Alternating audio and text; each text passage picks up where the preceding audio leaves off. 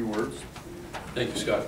I'm Grayson Robinson. I'm the Arapahoe County Sheriff. I'm representing myself, my office. I'm also representing the County Sheriffs of Colorado, and I'm representing the Chiefs of Police Association of Colorado.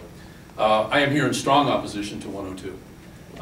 Those that support and have pushed forward Proposition 102 suggest that this is a public safety matter. This has nothing to do with public safety.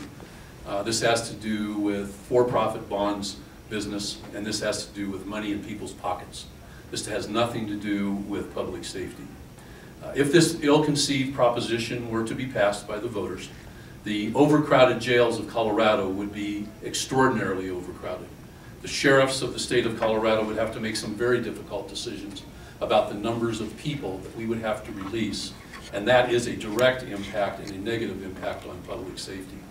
If this proposition were to pass, the sheriffs of the state of Colorado would have to go to their elected bodies and ask for additional funding to expand already limited jail space. And finding funding for anything in these unknown times around the unknown economy is going to be extraordinarily difficult.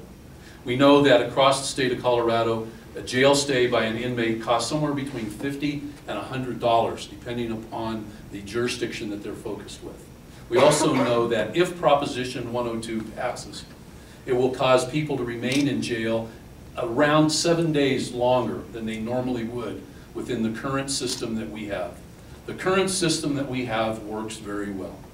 102 is also contrary to the proposals and recommendations made by the Colorado Criminal and Juvenile Justice Commission, which I'm honored to be a member of.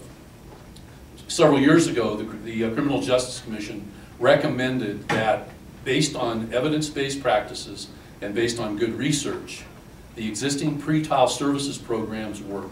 In fact, our recommendations from the Commission were to expand those processes and allow for a court-monitored bond system so that certain offenders could be released on bond, go back to their families, go back to their community, and most importantly, go back to their jobs so they could continue to be productive members of our society. While they're out on bond, they would be more closely monitored, but through that court-ordered, court-managed bond system, certain fees would be collected, not into a for-profit operation, but for a public safety operation that would allow for treatment. One of the biggest weaknesses in the criminal justice system in the state of Colorado is that we fail to treat people when they need to be treated. And a court-ordered, court-managed bond system would provide those funds for that very, very much needed treatment and counseling. We oppose this ill-conceived proposition. Attorney General Suthers talked briefly about tough on crime, weak on crime. I don't think it's tough on crime or soft on crime.